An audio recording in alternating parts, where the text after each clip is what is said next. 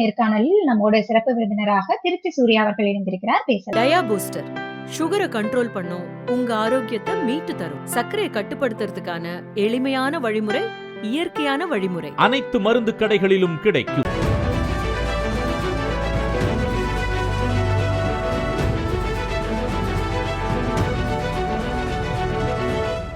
இல்ல இப்போ பேசுபொருளா மட்டும்தான் விஜய் இருக்கிறாரு. ஆனா அதிமுக கிட்ட ஆளுமைகள் இருக்கு இல்லையா? 66 எம்எல்ஏக்கள் இருக்கிறாங்க. 33% வாக்குகள் வந்து அதிமுக கிட்ட இருக்கு.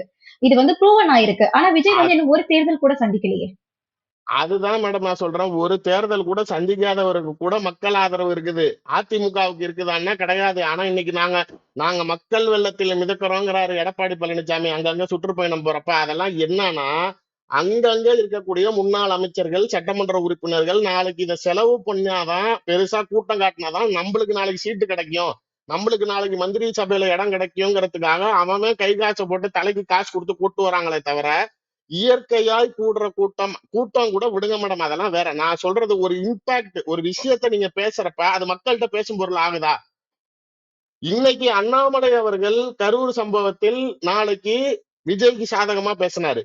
அது எவ்வளவு பெரிய இம்பாக்ட நியூட்ரல் பப்ளிக் கிட்ட கிரியேட் பண்ணுச்சுன்னு எனக்கு தெரியும். அதுதான் நாளைக்கு ஒரு இனிஷியல் ஸ்டார்ட் நாளைக்கு. ஏன்னா தாவேகா தரப்புல அப்ப முழுமையா அமைதியா இருந்தப்ப அவர்களுக்கு சாதகமாக ஒரு தலைவர் பேசினப்ப அது மக்கள் மத்தியில பேசும் பொருளாச்சு.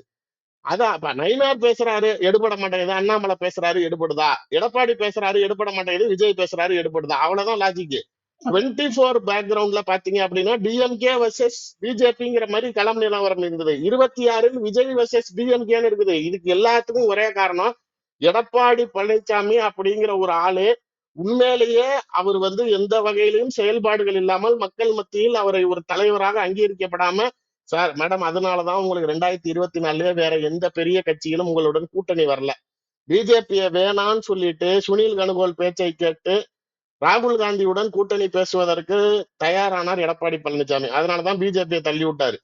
அவர் சும்மா அண்ணாமலையை காரணம் காட்டினாரே தவிர, அப்படியே தூக்கி எறிந்த பிறகும் 2024 எடப்பாடி பழனிசாமிக்கு என்ன ஆச்சு? 7 இடத்துல, இப்ப நீங்க கேட்ட கேள்விக்கே வரேன், இத்தனை எம்எல்ஏ வச்சிருக்கிறாங்களேங்கிறீங்களே, 7 இடத்துல டெபாசிட் போகுது. 12 இடத்துல 4வது இடத்துக்கு போறீங்க, பிஜேபி 3வது இடம். நீங்க இன்னைக்கு 10 தோல்வி பழனிசாமின்னு சொல்ற உங்களை 18 தோல்வி பழனிசாமின்னு சொன்னா கூட பிரச்சனை இல்ல நாளைக்கு. ஆனா எனக்கு முதலமைச்சர் நாற்காலி வருதோ வரலையோ, ஆனால் இந்த பொதுச் செயலாளர் நாற்காலியை நான் விட்டு கொடுக்க மாட்டேன். இந்த கட்சி நாசமா போனாலும் சரி, சாவர வரைக்கும் இந்த கட்சி இந்த சேர்ல நான் தான் இருப்பேன். அது என்னோட தான் அது அந்த கட்சி அஸ்தமனம் ஆகணுமே தவிர. துணை முதலமைச்சர் பேசலையா மேடம் மேடைகள்ல? நீங்களே 100 ஆண்டு காலம் துணை பொதுச் செயலாளரா இருங்க. அப்பதான் நாளைக்கு நாங்க நினைச்சதெல்லாம் எதிர்பார்த்ததெல்லாம் நாங்க எங்களால நிறைவேற்றிக்க முடியும். அது வரைக்கும் நீங்களே இருக்கீங்கன்னா அப்ப என்ன ஒரு ரூலிங் கவர்மெண்டோட ஸ்டேட்மெண்ட் வந்து நீயே இருப்பா அப்படின்னா உங்களை எல்லாம், அதாவது நீ எப்பா நீ இரு, வேற எவனையும் உள்ள விட்டுறாத, வேற இருக்கிற வரைக்கும் எங்களுக்கு அவ்வளவுதான். இப்ப இந்த நிலையில் அமித்ஷா அவர்களுக்கு நல்லாவே தெரியும், எடப்பாடி பழனிசாமியை முன்னிலைப்படுத்துவதனால் நாளைக்கு இவங்களால ஜெயிக்க முடியாது. மேடம் இப்ப என்ன பெரிய ஸ்ட்ராங் அலைன்ஸ் இருக்குன்னு நீங்க நினைக்கிறீங்க? சிம்பிளி டு சே, நேத்திக்கு ஒரு பெரிய விஞ்ஞானி ஒருத்தவங்க மாநாட்டுல பேசினாங்க பாத்தீங்களா? நான் முடிவெடுத்துட்டேன், ஆனா யோசிச்சுட்டு தான் சொல்லுவேன். இது என்ன, எனக்கு இந்த 2 கருத்துக்குமே வித்தியாசம் புரியல. முடிவெடுத்துட்டேன்னு சொல்றீங்க, அப்புறம் யோசிச்சுட்டு சொல்லுவேங்கிறீங்க. பேரம் பேசுறோமா அப்படின்னா, ஆமா தேமுதிக பேரம் பேசுகிறது, எல்லா இடத்துலயும் பேரம் தான் பேசுறீங்க. ஏன் இப்ப 24 ஏன் நாளைக்கு பிஜேபி உங்களை எத்தனை முறை காப்பாத்தியது அப்படிங்கிறது அந்த அம்மாவுக்கு தெரியும். கட்சி சின்னம் பறி போறதுல இருந்து ஆரம்பிச்சு விஜயகாந்துக்கு மோடி கொடுத்த முக்கியத்துவத்துல இருந்து அதை நான் சொல்ல விரும்பல. அதெல்லாம் அவங்களுக்கே தெரியும். எதுக்கு போய் ஏடிஎம்கேக்கு நின்னாங்க? ராஜ்யசபா தரேன்னு. இப்ப திரும்பி ஏன் ஏடிஎம்கே விட்டு வெளில வந்தாங்க? ராஜ்யசபா திரும்பி இல்லைன்னாங்க.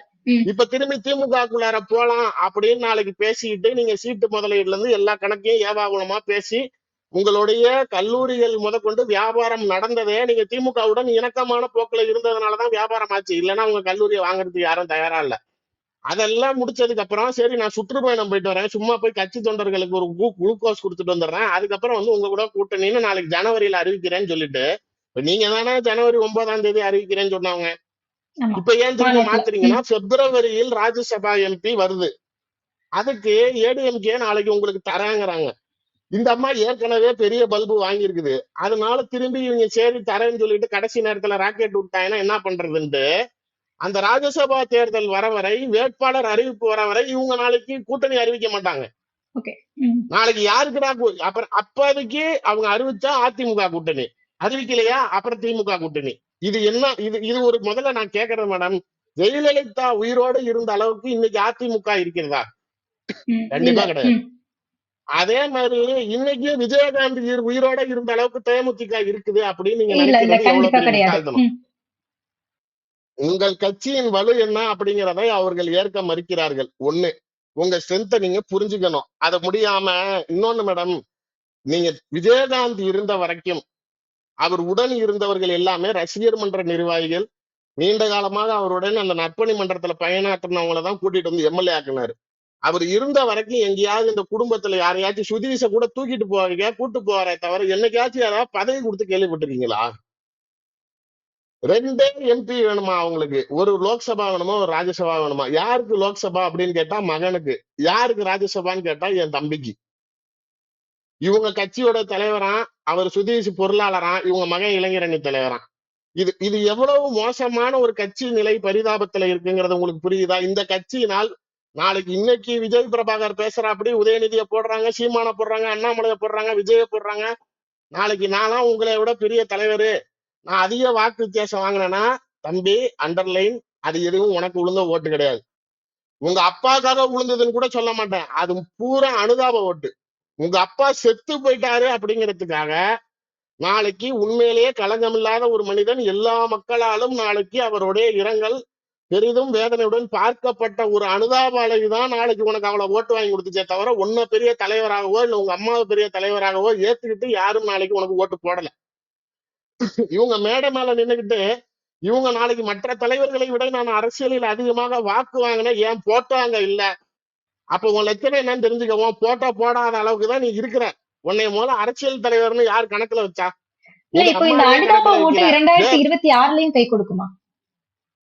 எப்படி மேடம் இருக்கும்? கலைஞர் செத்தாருன்னு நாளைக்கு 4 வருஷத்துக்கு முன்னாடி சொன்னீங்கன்னா எடுபடும். ஜெயலலிதா செத்தாங்கன்னு சொன்னீங்கன்னா ஜெயதீபாக்கெல்லாம் என்ன கவுடு பின்னாடி புண்டிக்காச்சு. அந்த டைம் ஆஃப் இம்பாக்ட்ல நீங்க அனுதாபங்கிறது என்ன? எல்லா நேரமும் இருக்காது, அந்த சமயத்தில் இருக்குமே தவிர அதை வைத்து நீங்கள் பயணப்படுறீங்களா இல்லையா? முடிஞ்சு போச்சு. அதற்கு அப்பாற்பட்டு நீங்க பெரிய லெவல்ல எல்லாம் அதை ஒண்ணும் செய்ய முடியாது மேடம். இங்க ஒரு பெரிய தலைவர் தமிழ்நாட்டில் இறந்த போது கூட அடுத்த வந்த தேர்தலில் காங்கிரசும் திமுகவும் பெரிய வெற்றி பெற்றது அனுதாபம் தான். எம்ஜிஆர் இறந்த பிறகு, நாளைக்கு ஜெயலலிதா இறந்த பிறகு மறுபடியும் ஆட்சி அதிகாரங்கள் நாளைக்கு அந்த சமயத்துல உண்மையிலேயே ஆட்சியை கவுத்துட்டு திரும்பி தேர்தல் வச்சிருந்தாங்கன்னா திரும்பி அனுதாபம் தான் வந்திருக்கும். விஜயகாந்தை பொறுத்த வரைக்கும் இந்த விஜய் பிரபாகருடைய ஸ்டேட்மெண்ட்டுகளை இவங்க என்ன, நாங்க சரி நான் தான் சொல்றேன்ல, கேப்டன் டிவி எங்க கிட்ட இருக்கா? இல்ல. காலேஜ் எங்க கிட்ட இருக்கா? இல்ல. அதே மாதிரி கட்சி உங்ககிட்ட இருக்கா? இனிமேட்டு இருக்காது. விஜயகாந்த் எந்த அளவுக்கு உண்மையான தொண்டர்களையும் நல்ல ஒரு கட்சியையும் நாளைக்கு சேர்த்து வச்சுட்டு போனாரோ, இந்த அம்மா அதை ஒழிக்காம நான் விடமாட்டேன்னு உறுதியா இருக்கிறாங்க. அவர் சம்பாதிச்சு வச்ச அவ்வளவு நல்ல பேரையும் நல்ல மனிதர்களையும் அந்த மாநாட்டுக்கு வந்த ஒருவரும் விஜயகாந்தினால் பலன் பெற்றவர்கள், விஜயகாந்த் மீது இருக்கக்கூடிய பிரியத்துக்காக வந்தானே தவிர இந்த குடும்பத்துல இருக்கவங்களை தூக்கி பிடிக்கணும்னு யாருமே வரல மேடம். தேமுதிகல இருந்து உங்களுக்கு நினைவு இருக்கும், ஜெயலலிதா பின்னாடி பல எம்எல்ஏக்கள் போனாங்க.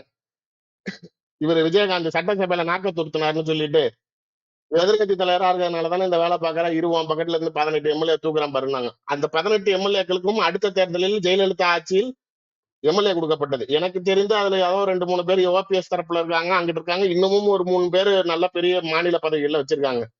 இதே போல் தேமுதிக இருந்து திமுக வந்த 4-5 பேர் இருக்காங்க.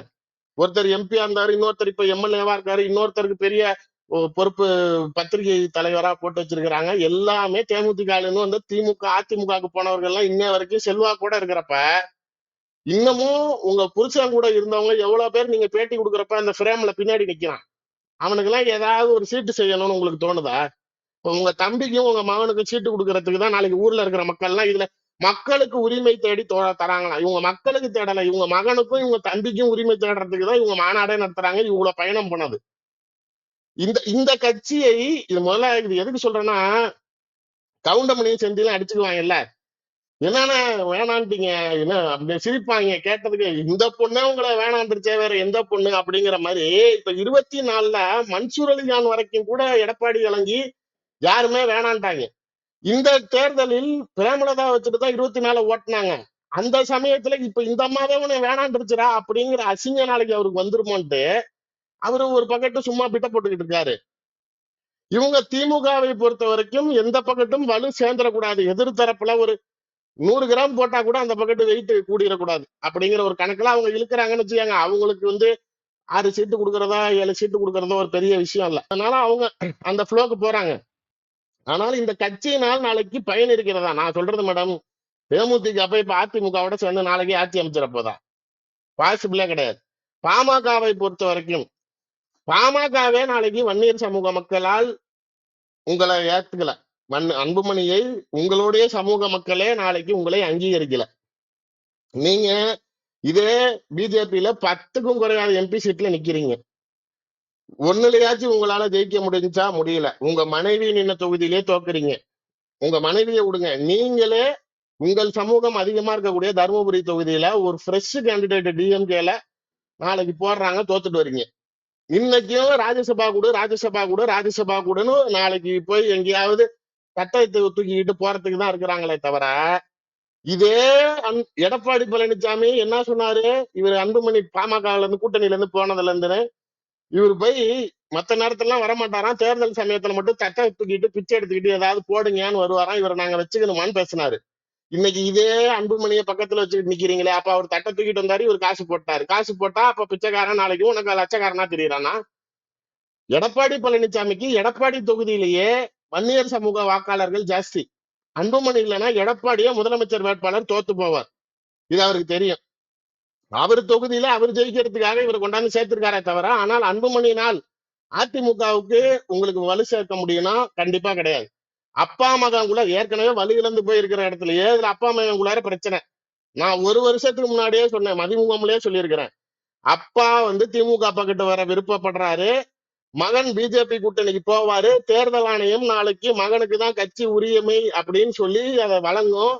அன்புமணி தான் நாளைக்கு மாம்பழ சின்னத்தை டேக் ஓவர் பண்ணுவாரு. எனக்கு தெரிஞ்ச வரைக்கும் இன்னைக்கு வரை எனக்கு தகவல், ராமதாஸ் அவர்கள் திமுக சின்னத்திலே உதயசூரியன்லயே நிக்கலாங்கிற அளவுக்கு முடிவுல இருக்காரு. அதாவது இல்ல நான் இப்போ என் தொகுதி எடுத்தாலும் ராமதாஸ் அவர்கள் பரவாயில்ல. வந்து திமுகவுக்கு எப்படி வர்றது? அது எப்படி சாத்தியமாகும்? திமுக கூட்டணியில விசிகா இருக்கு, அது சரியா வருமா?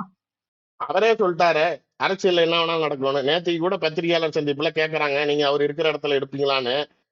நீங்க நடுவுல கூட திருமாவளவன் அவர்கள் திருமாவளவன் அவர்கள் ராமதாஸ் தொலைபேசியில பேசியிருக்காரு. ஏதோ கொஞ்சம் மேடையில கண் கலங்கினார்னு சொல்லி கவலைப்படாதீங்க, நான் இருக்கிறேன், நீங்க எதுக்கும் கவலைப்படாதீங்க அப்படின்னப்ப, என் மகன் கூட என்ன எதுக்குறான், நீ என்ன கூப்பிட்டு ஆறுதல் சொல்றியாப்பா, நீ என் புள்ளதான்பான் இருக்காரு.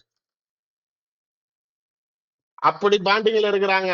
இது தேர்தல் ஆணையம் நாளைக்கு உங்களுடைய கட்சி சின்னத்தை அன்புமணிக்கு கொடுத்துட்டா ராமதாஸ் என்ன செய்வாருங்க அப்படிங்கிற நிலை மீறி ஜி.கே. மணியா இருக்கட்டும், அருளாக இருக்கட்டும், ராமதாஸா இருக்கட்டும், இல்ல அவங்க மகளா காந்தியா இருக்கட்டும், எல்லாருமே உதயசூரியன் சின்னத்திலே நம்ம நிற்போங்கிற அளவுக்கு ரெடியா இருக்கிறாங்க. என்ன ஆனாலும் சரி, இந்த சொல்ற மாதிரி நீ லவ் பண்றியோ நான் லவ் பண்றியோ, மொத்தத்துல எனக்கு அந்த குடும்பம் நாசமா போகணுங்கிற மாதிரி அவர் அன்புமணி ராமதாஸா காலி பண்ணணுங்கிறது தான் ராமதாஸ் விகரசா இருக்காரு. சோ இப்ப இது உங்களுக்கு ஒரு நெகட்டிவ் ஆயிடுச்சா? நீங்க இப்ப இந்த ஃபேக்டர்ல டெல்லியை பொறுத்த வரைக்கும் எம்பியா யார் இருந்தா அன்புமணி ராமதாஸ், ஹெல்த் மினிஸ்டரா யார் இருந்தா அன்புமணி ராமதாஸ், இங்கிலீஷ் யார்கிட்ட பேசுறாரு, யார் கம்யூனிகேஷன்ல இருக்கா டெல்லியில, அன்புமணி ராமதாஸ். அவங்க நினைச்சுக்கிட்டாங்க அப்ப அன்புமணி ராமதாஸ் தான் பிஎம்கேவோட ஃபேஸ்னு. அவங்களுக்கு புரியல, இங்க ராமதாஸ் இருந்தாதான் பாமகவுக்கு மரியாதை, அன்புமணிக்கு மரியாதை. அவர் தான் வெளிப்படையா சொல்லிட்டாரு, என் பேரை இனிமேட்டு போடாத அப்படின்னாருன்னா, என் பேரை தூக்கிட்டா நீ டம்மிங்கிறாரு. அந்த நிலையில இருக்கிறப்ப அவங்க அதை புரியாம நீ அன்புமணியை மட்டும் சேர்த்து வேலையை முடிங்கிறாங்க. ஆனால் இவர்னால் நாளைக்கு பாமகவுல பெரிய பிளவு ஏற்படுறப்ப அந்த வன்னியர் சமூக வாக்கே பிரியும். இப்ப இது ஒண்ணு முடிஞ்சா, பிஜேபியை பொறுத்த வரைக்கும் அண்ணாமலை இருந்தப்ப கட்சியுடைய வலு ஜாஸ்தியா இருந்துச்சு. நாளைக்கு 18% இருந்தாங்க, பேசும் பொருளா இருந்தாங்க, நோட்டா கட்சின்னு சொன்னதை உடைச்சிட்டு வெளில வந்தாங்க. இதெல்லாம் ரைட்டு. ஆனால் அண்ணாமலை போனதுக்கு அப்புறம், நயினார் வந்ததுக்கு அப்புறம் கம்ப்ளீட்டா இது என்ன சொல்றது, அவர்களை பொறுத்த வரைக்கும் நயினாரையே அந்த பிஜேபி தலைவர்கள் யாருமே பெருசா விரும்பல. அவங்க சொல்றது இது திராவிட பிஜேபிங்கிறாங்க, பாரம்பரிய பிஜேபிக்காரங்க. இது இப்ப திராவிட பிஜேபி மாதிரி இருக்குதுங்கிறாங்க. என்னங்க அப்படின்னா, இல்ல அண்ணாமலையை மாத்துனாங்க சரி, நாளைக்கு ஏடிஎம்கேவை அனுசரிக்கிற ஒரு மாநில தலைவரை போட்ட மாதிரி இல்ல, ஏடிஎம்கேல இருந்தே ஒருத்தரை கூட்டிட்டு வந்து பிஜேபிக்கு மாநில தலைவரா போட்ட மாதிரி இருக்குங்கிறாங்க.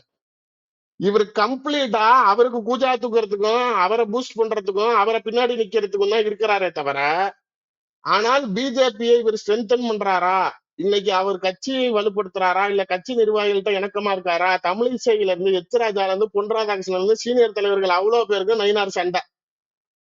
எல்லாருமே நாளைக்கு ஐயோ இதுக்கு அண்ணாமலை பரவாயில்ல ஏங்குறாங்க. மேல் மட்டத்திலே இந்த லட்சணம்னா கீழே பாத்துக்கோங்க. இப்ப திரும்பியும் பிஜேபி நோட்டாவுக்கு ஈடாக வந்து விட்டது அப்படிங்கறதுதான் கள நிலவரம் சொல்லுது. இந்த நிலையில் இவர்கள் அதிமுகவுடன் கைகோர்ப்பதனால் அதிமுக ஜெயிக்குமா அப்படின்னா பெரிய கொஸ்டின் மார்க். இன்னைக்கும் தேர்தல் வச்சா திரும்பி யாருக்கு களம் நாளைக்கு சூடா இருக்குது, யாருக்கு சாதகமா இருக்குதுன்னா திமுகவுக்கு தான் சாதகமா இருக்குது. நன்றி சார். நிறைய தகவல்களை பகிர்ந்தீங்க. நன்றி. நன்றி.